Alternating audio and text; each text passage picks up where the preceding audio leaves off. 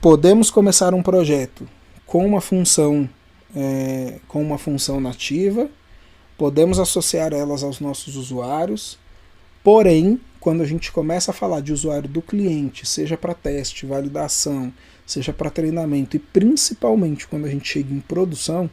o ideal é que a gente tenha as funções do cliente personalizadas. Então,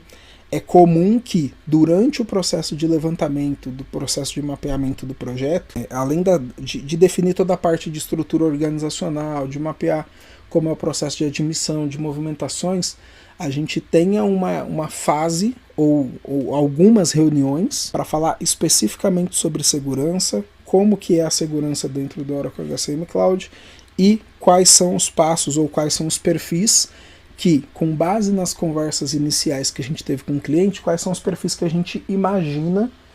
para aquele